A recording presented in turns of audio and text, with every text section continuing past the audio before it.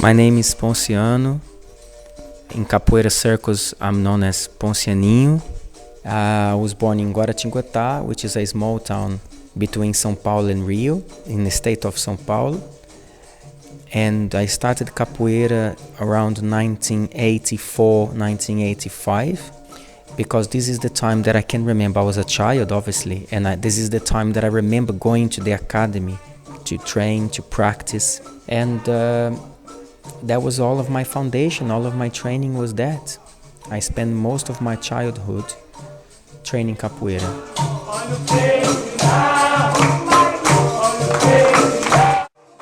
It is important to preserve tradition, and not necessary to preserve tradition, because sometimes the job of those who are from a more, let's say, a traditional time in capoeira, that is their job, to preserve what they have.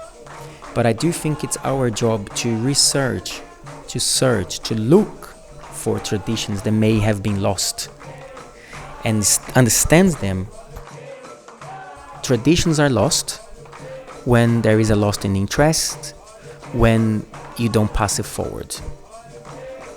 The main loss of tradition is if it's not passed forward, if it's not taught. You know, it's probably different from books.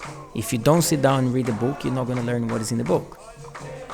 No, in capoeira it's different. You could be sitting in a roda, you're watching everything, you're observing everything, you know, you're looking people's behavior, and that's it, that's tradition being passed straight away.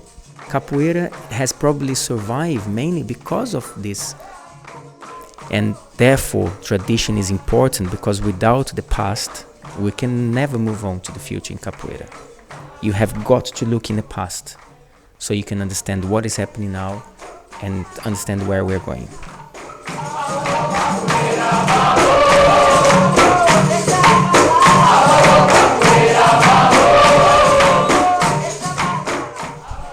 But I think that you should first start understanding the tradition of your teacher, because what that word sometimes is, we are saying tradition, but all that word really is the lineage. It's the signature of the movement. It's the philosophical approach to the training and the philosophical approach to the game.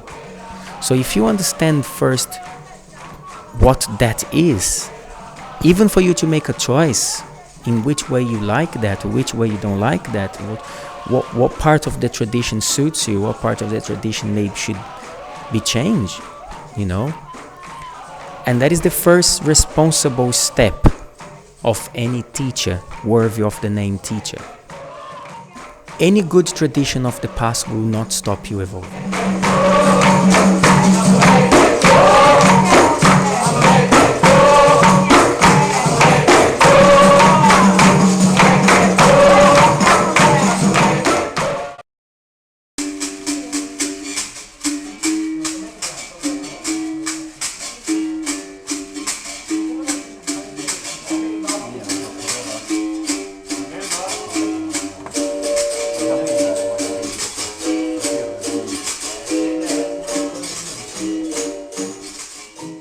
Music is very important in capoeira, and I do think that the great musicians of the past should be studied. We should look into the great music of the past of capoeira. What is a ladainha? What is a corrido? What is a chula?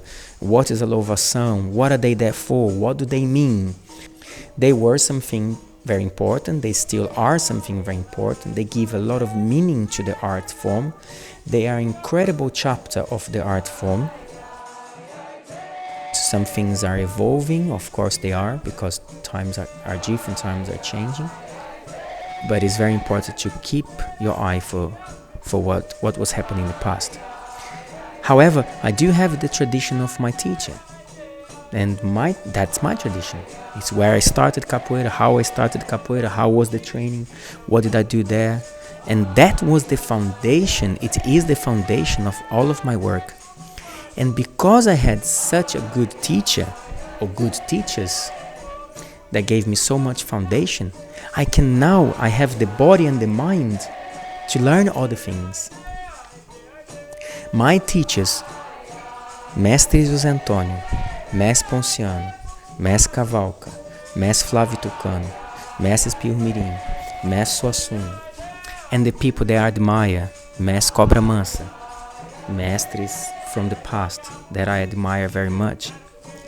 These people they have given me the tools to really take anything I want, keep what is good, and leave on the side what is not good.